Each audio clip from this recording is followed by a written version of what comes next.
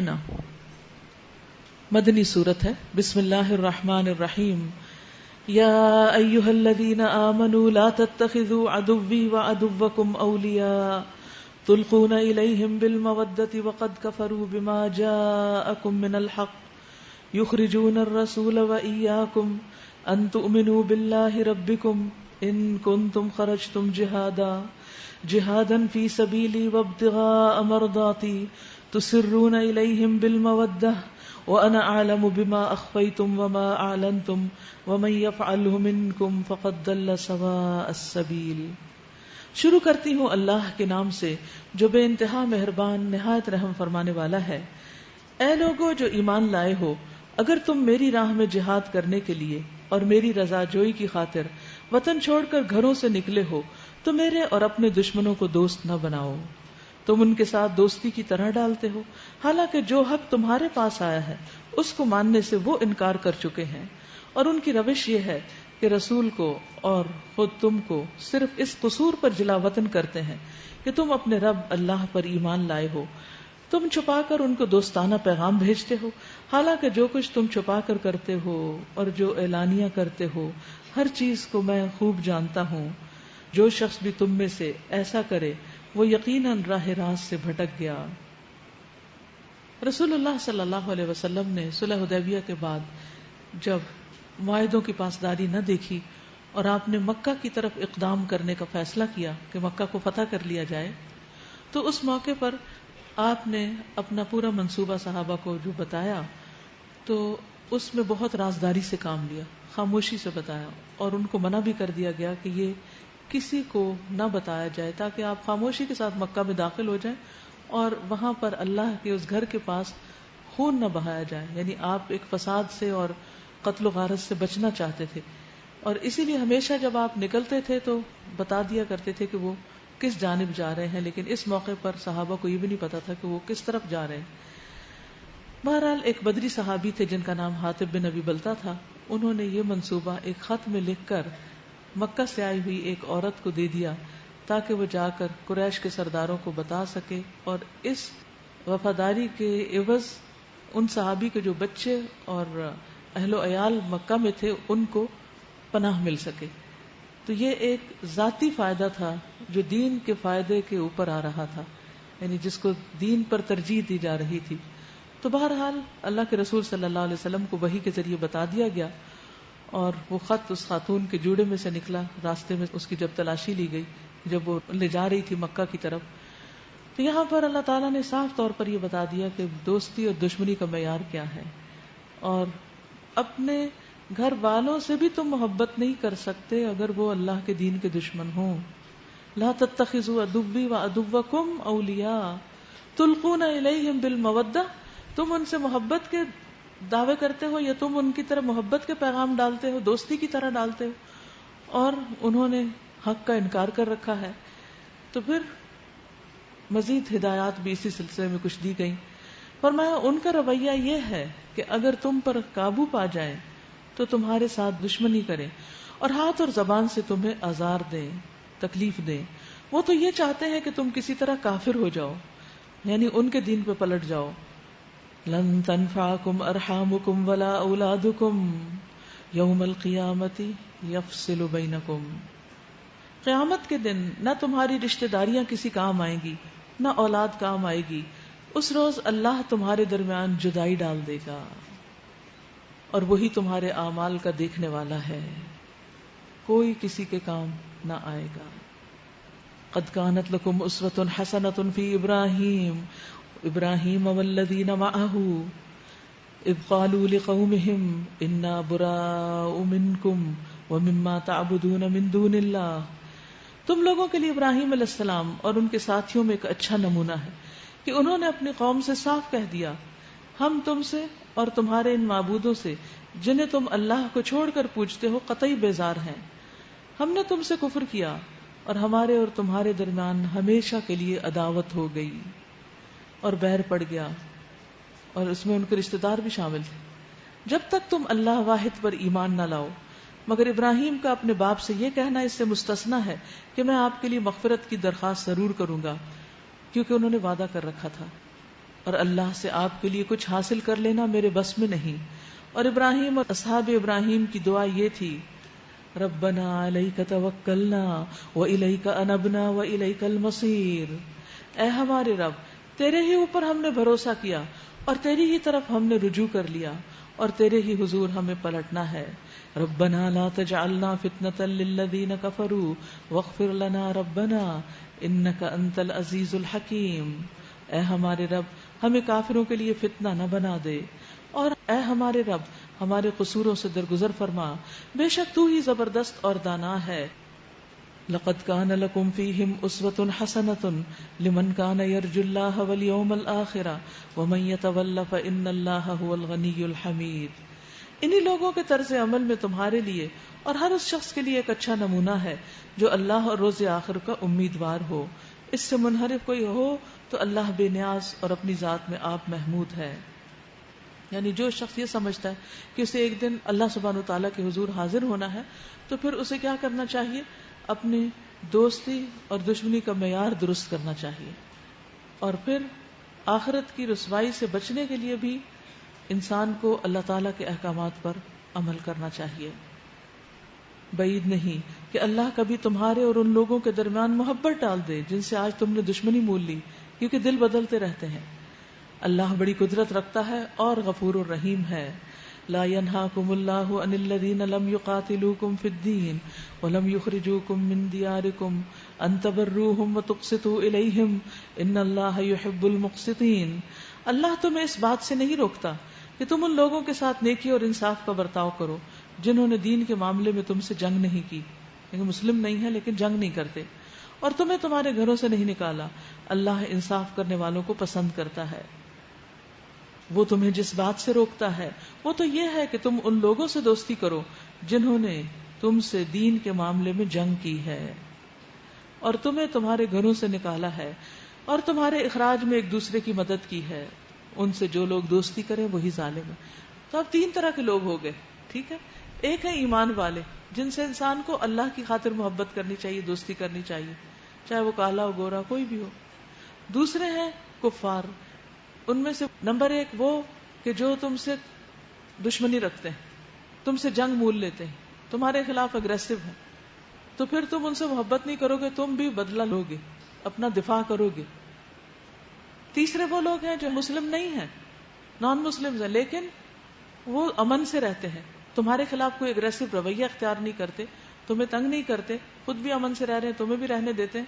تو ان کے خلاف خواہ مخواہ میں جنگ چھیڑنا کوئی عقل مندی کی بات نہیں، اور اس سے یہاں روکا گیا ہے. اللہ تمہیں اس بات سے نہیں روکتا کہ تم ان لوگوں کے ساتھ نیکی اور انصاف کا برتاؤ کرو جنہوں نے دین کے معاملے میں تم سے جنگ نہیں کی، یعنی مسلم نہیں لیکن جنگ نہیں کرتے، اور تمہیں تمہارے گھروں سے بھی نہیں نکالا بلکہ تمہیں پناہ دی ہوئی ہے.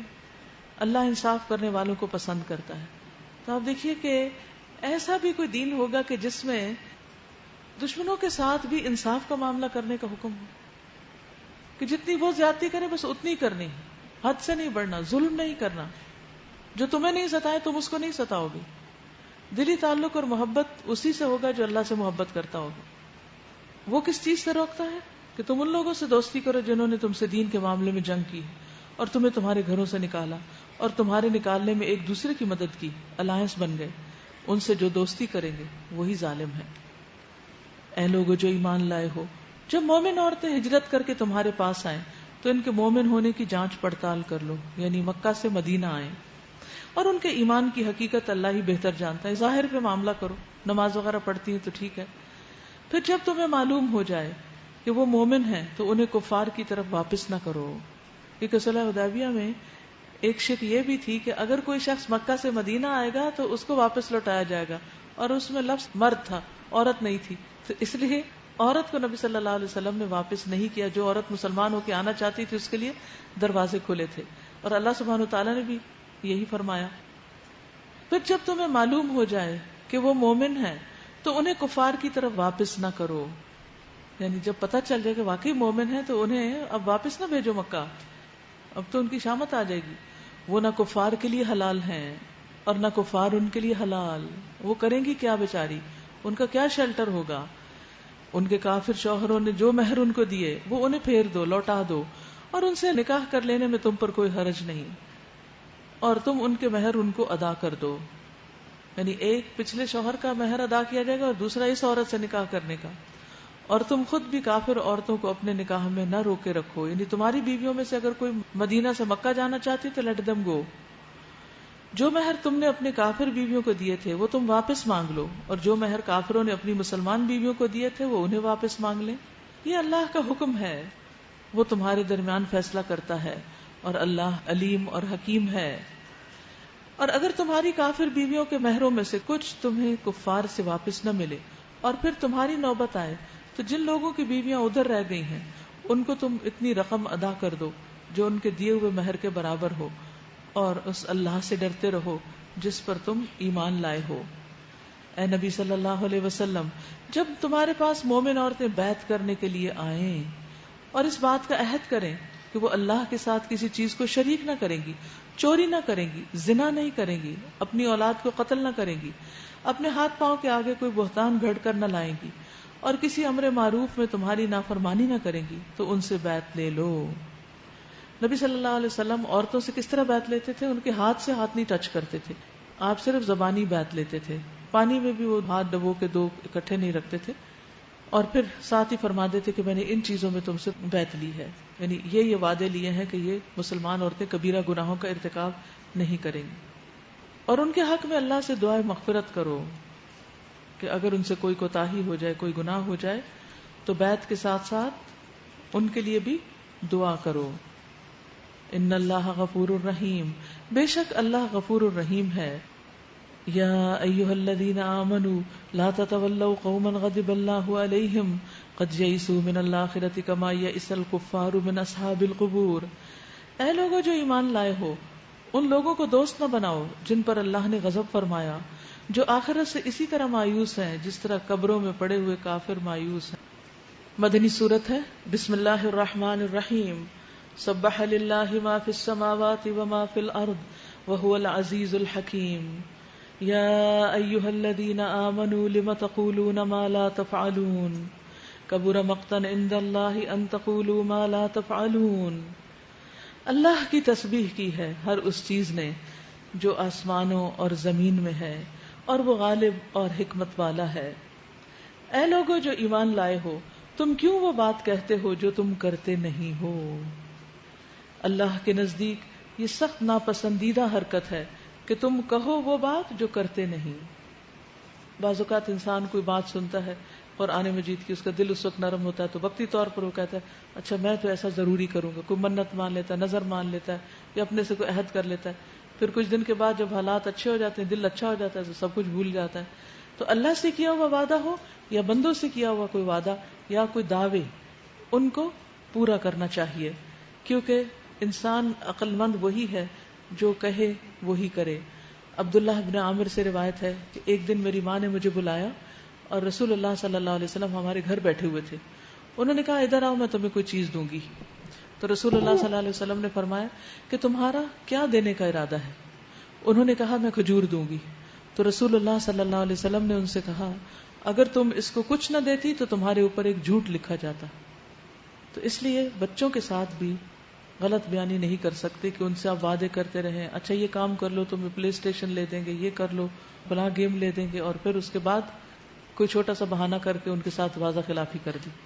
تو پہلی بات تو یہ کہ غلط قسم کے وعدے کرنے ہی نہیں چاہیے، اور دوسرا یہ کہ اگر کیے جائیں تو پھر ان سے بھی پورے کرنے چاہیے، صرف بڑوں سے نہیں بچوں سے بھی، کیونکہ ایسا کرنا یعنی وعدہ کر کے وعدہ خلافی کرنا منافقت کی علامت ہے. کبر مقتا عند اللہ ان تقولوا ما لا تفعلون. یہ سخت ناپسندیدہ حرکت ہے کہ تم کہو وہ بات جو کرتے نہیں ہو. ان اللہ یحب الذین یقاتلون فی سبیلہ صفا کأنہم بنیان مرصوص. اللہ کو تو وہ لوگ پسند ہیں جو اس کی راہ میں اس طرح صف بستہ ہو کر لڑتے ہیں گویا وہ سیسا پلائی ہوئی دیوار ہیں. رسول اللہ صلی اللہ علیہ وسلم نے فرمایا اللہ تعالیٰ کے ہاں قیامت کے دن افضل جہاد ان لوگوں کا ہوگا جو پہلی صف میں دشمن کا مقابلہ کرتے ہیں، پیچھے مڑ کے نہیں دیکھتے حتیٰ کہ شہید ہو جاتے ہیں. یہی لوگ ہیں جو جنت کے اعلیٰ بالا خانوں میں حیران ہو کر لوٹ پوٹ ہو رہے ہوں گے. ان کی طرف تیرا رب دیکھتا ہے، اور بے شک تیرا رب جس کی طرف دیکھتا ہے پھر اس کو سزا نہیں دیتا. یعنی وہ رب سے راضی اور رب ان سے راضی. تو حقیقت میں یہاں آرگنائزڈ وے میں منظم ہو کر ڈسپلن کے ساتھ کام کرنے کی ترغیب دی جا رہی ہے کہ اللہ کے دین کا کام ایسا کام نہیں ہے کہ جس کو آپ بس ایسے ہی جیسے دل میں آیا ویسے ہی کر لیں. اس کے لیے بھی ایک پلاننگ ہونی چاہیے، اس کے لیے بھی کچھ ڈیڈ لائنز ہونی چاہیے، اس کے لیے بھی کوئی طریقہ کار ہونا چاہیے. اور پھر اکٹھے کام کرنا، ٹیم ورک. اور ٹیم بھی کیسے؟ جو باہم بے حد جڑی ہوئی ہو، آپس میں محبت رکھتی ہو، جن کے دل ایک دوسرے کے لیے کھلے ہوں. کیونکہ ہر ایک کو اللہ نے یونیک بنایا ہے اور ہر ایک کے پاس ایک یونیک صلاحیت بھی ہوتی ہے. جب وہ ساری یونیک صلاحیتیں ایک جگہ جمع ہوتی ہیں تو پھر ہی ایک بہترین چیز سامنے آتی ہے. لیکن جب اختلاف پر اختلاف پر اختلاف ہوتے چلے جائیں تو صرف نام رہ جاتے ہیں، کام کچھ نہیں ہوتا. وَإِذْ قَالَ مُوسَىٰ لِقَوْمِهِ، اور یاد کرو موسیٰ علیہ السلام کی وہ بات جو اس نے اپنی قوم سے کہی تھی، اے میری قوم کے لوگو تم مجھے اذیت کیوں دیتے ہو، حالانکہ تم خوب جانتے ہو کہ میں تمہاری طرف اللہ کا بھیجا ہوا رسول ہوں. پھر جب انہوں نے ٹیڑھ اختیار کی تو اللہ نے ان کے دل ٹیڑھے کر دیے. اللہ فاسقوں کو ہدایت نہیں دیتا. تو اس سے یہ پتہ چلتا ہے کہ بنی اسرائیل جو تھی وہ اپنے پیغمبر کو بھی ستانے سے باز نہیں آئی، اور اسی وجہ سے پھر اللہ تعالیٰ نے ان کے دلوں کو ٹیڑھا کر دیا. ہم پر کچھ چیزوں کا ادب اور احترام لازم ہوتا ہے. جب انسان ادب کی حدود سے نکلتا ہے، بدتمیزی اور بد اخلاقی اختیار کرتا ہے تو اس سے نعمتیں چھن جاتی ہیں. بے ادب بے نصیب، با ادب با نصیب. اور خصوصاً شاعر اللہ کا احترام یہ نہایت ضروری ہے اور اس کی ہمیں پابندی کرنی چاہیے.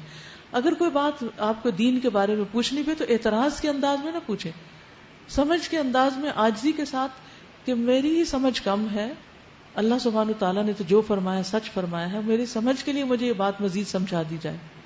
تو یہ نہایت ضروری ہے. وَإِذْ قَالَ عِيسَى ابْنُ مَرْيَمَ يَا بَنِي إِسْرَائِيلَ إِنِّي رَسُولُ اللَّهِ إِلَيْكُمْ. اور یاد کرو عیسیٰ ابن مریم کی وہ بات جو اس نے کہی تھی کہ اے بنی اسرائیل میں تمہاری طرف اللہ کا بھیجا ہوا رسول ہوں، تصدیق کرنے والا ہوں اس تورات کی جو مجھ سے پہلے آئی ہوئی موجود ہے، اور بشارت دینے والا ہوں ایک رسول کی جو میرے بعد آئے گا، جس کا نام احمد ہوگا. یعنی حضور صلی اللہ علیہ وسلم کا نام پچھلی کتابوں میں محمد کی بجائے احمد ہم ہی نے ایک ہی ہے.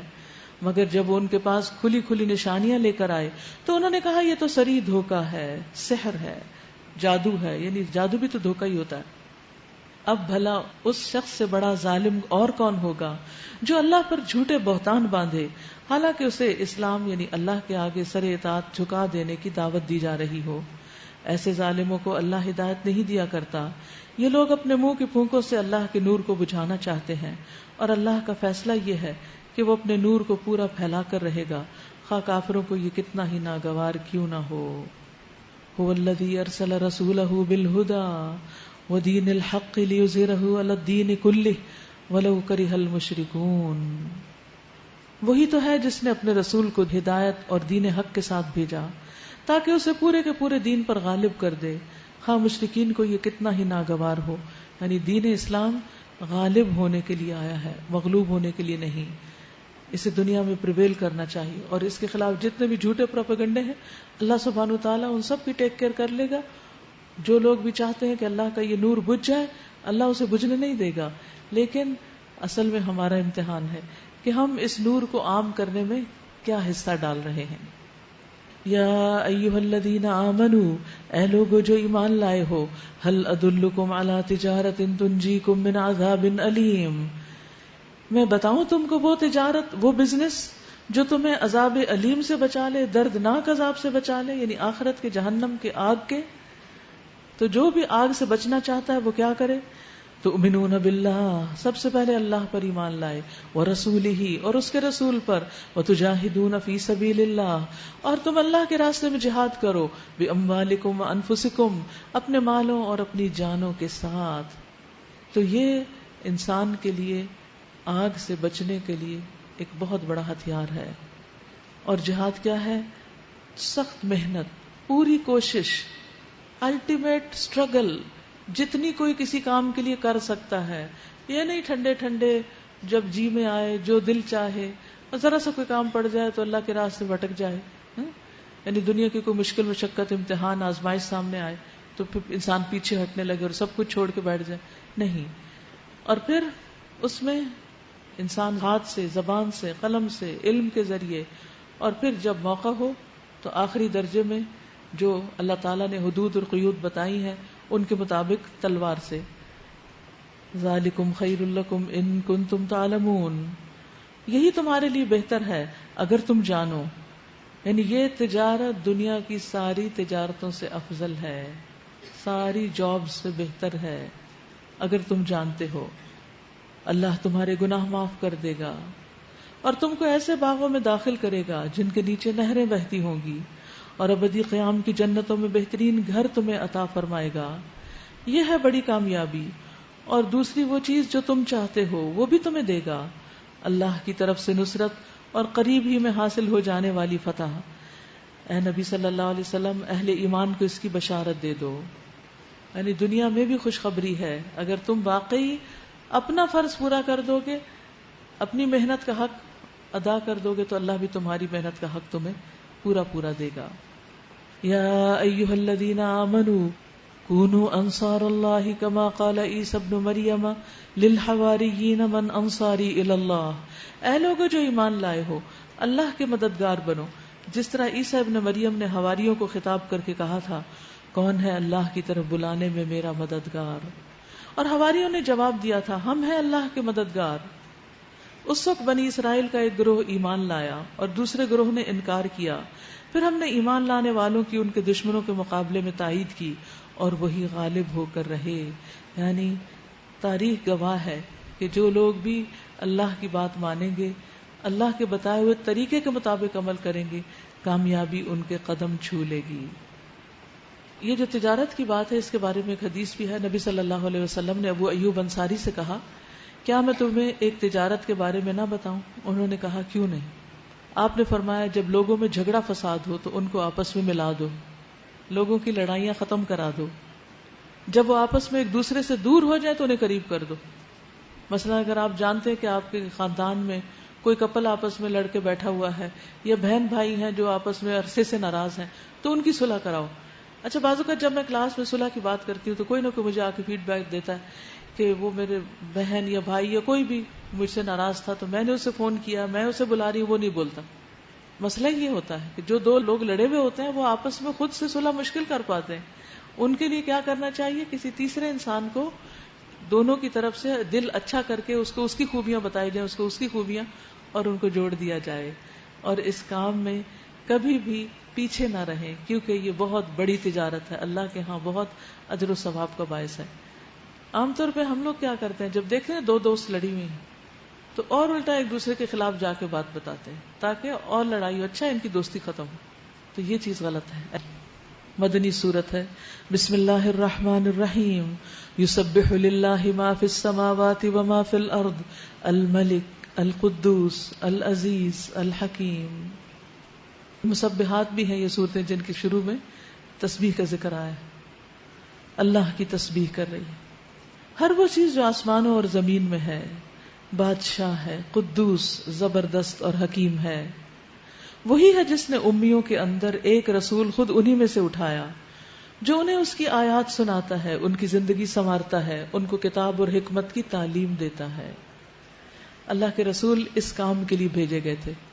اسی آیت کو ہم نے الہدا کا نصاب بنانے کے لیے منتخب کیا تھا کہ جس کام کے لیے رسول اللہ صلی اللہ علیہ وسلم بھیجے گئے اس کام کو چلتے رہنا چاہیے، اور وہ کام امت کے باقی افراد کو بھی سیکھ کر آگے بڑھانا چاہیے.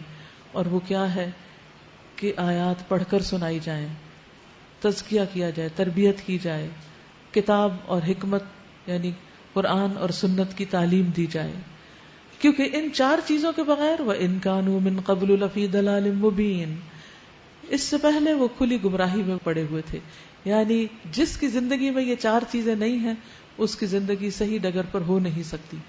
اس لیے بہت ضروری ہے کہ انسان قرآن مجید کا، سنت کا ڈیٹیل میں مطالعہ کرے. وَآخَرِينَ مِنْهُمْ، اور اس رسول کی بعثت ان دوسرے لوگوں کے لیے بھی ہے جو ان سے ابھی ملے نہیں، جیسے ہم لوگ ہیں. اللہ زبردست اور حکیم ہے.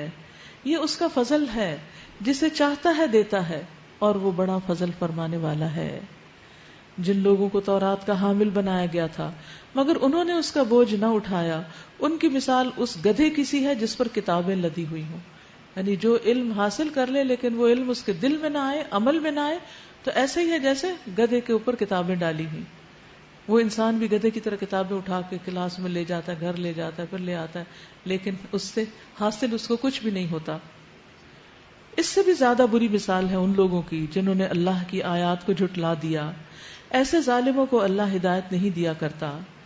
قل یا ایھا الذین ھادوا، ان سے کہہ دیجئے اے لوگوں جو یہودی بن گئے ہو، اگر تمہیں یہ گھمنڈ ہے کہ باقی سب لوگوں کو چھوڑ کر بس تم ہی اللہ کے چہیتے ہو تو موت کی تمنا کرو اگر تم اپنے اس زوم میں سچے ہو. لیکن یہ ہرگز اس کی تمنا نہ کریں گے اپنے کرتوتوں کی وجہ سے جو یہ کر چکے ہیں، اور اللہ ان ظالموں کو خوب جانتا ہے. قل ان الموت الذی تفرون منہ فانہ ملاقیکم، ان سے کہیے جس موت سے تم بھاگتے ہو وہ تمہیں آ کر رہے گی، وہ آگے سے پکڑ لے گی. پھر تم اس کے سامنے پیش کیے جاؤ گے جو پوشیدہ اور ظاہر کا جاننے والا ہے، اور وہ تمہیں بتا دے گا کہ تم کیا کچھ کرتے رہے ہو. موت ایک ایسی حقیقت ہے جس سے کوئی بھی نہیں بھاگ سکتا، اور ہم موت کو یاد کیوں نہیں کرنا چاہتے؟ تاکہ مستیاں کرتے رہیں، جو غلط کام کر رہے ہیں وہ کرتے رہیں. کیونکہ موت کا تصور انسان کو بے بس کر دیتا ہے. جان نکلنے کی کیفیت سے لے کر جنازہ اور قبر میں رکھے جانے اور اس کے بعد کی کیفیت، یہ سب انسان کی ساری لذتوں کو ختم کر دینے والی ہے. لیکن چونکہ یہ ایک حقیقت ہے اس لیے اس کا ذکر ضروری ہے اور اس کی یاد دہانی بھی ضروری ہے، اور بار بار اس کو یاد کرتے رہنا چاہیے. اور اگر مرنے کے بعد ہمیشہ کے لیے خاتمہ ہو جاتا تو پھر بھی کوئی بات نہیں تھی کہ چلو جان چھوٹی ہر بلا سے. لیکن مشکل یہ ہے کہ پھر زندگی ہے ایک اور وہ زندگی اس زندگی کا بدلہ ہوگی. جو کچھ اس زندگی میں کریں گے وہی وہاں پالیں گے. اگر لوگوں کے ساتھ اچھے ہوں گے تو وہاں اچھا ملے گا، اگر تکلیف دینے والے ہوں گے، اذیتیں دینے والے ہوں گے تو اس کا انجام بھی آپ پڑھ چکے ہیں. یا ایھا الذین آمنوا اذا نودی للصلاۃ من یوم الجمعۃ فاسعوا الی ذکر اللہ وذروا البیع. اے لوگو جو ایمان لائے ہو، جب پکارا جائے نماز کے لیے جمعہ کے دن تو اللہ کے ذکر کی طرف دوڑو اور خرید و فروخت چھوڑ دو، کام چھوڑ دو، شاپنگ بند. نہ آپ دکانداروں کو مجبور کریں کہ پلیز ایک میرا تو کام کر ہی دیں، اس کے بعد بند کر لینا، کیونکہ ہر گاہک یہی چاہتا ہے کہ اس کا کام ہو جائے. اور نہ دکانداروں کو یہ کرنا چاہیے کہ اچھا ایک گاہک اور نپٹا لیں، ابھی تو خطبہ ہی شروع ہوا ہے تو جائیں گے. نہیں، آذان ہو جائے تو ہی سب کچھ بند کر دو. اذا نودیا، جب پکارا جائے. اور جمعے کے لیے جلدی جانے کا ثواب تو آپ پڑھ ہی چکے ہیں.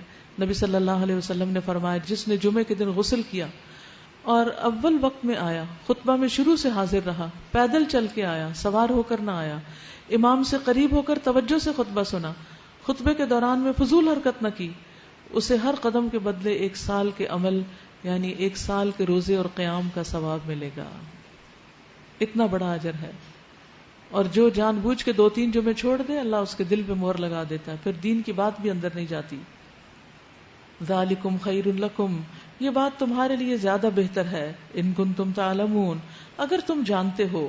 فَإِذَا قُضِيَتِ الصَّلَاةُ فَانتَشِرُوا فِي الْأَرْضِ وَابْتَغُوا مِن فَضْلِ اللَّهِ وَاذْكُرُوا اللَّهَ كَثِيرًا لَعَلَّكُمْ تُفْلِحُونَ. پھر جب نماز پوری ہو جائے تو زمین میں پھیل جاؤ اور اللہ کا فضل تلاش کرو اور اللہ کو کثرت سے یاد کرتے رہو، شاید کہ تمہیں فلاح نصیب ہو جائے. کس کس چیز میں فلاح ہے، کامیابی ہے؟ نماز پڑھنے کے بعد دنیا کے کام اچھی نیت سے کرنے اور اس میں پھر اللہ کو یاد کرنے کہ اگلی نماز کا وقت آئے یا ویسے ذکر اذکار کا موقع ہو تو انسان کرتا رہے.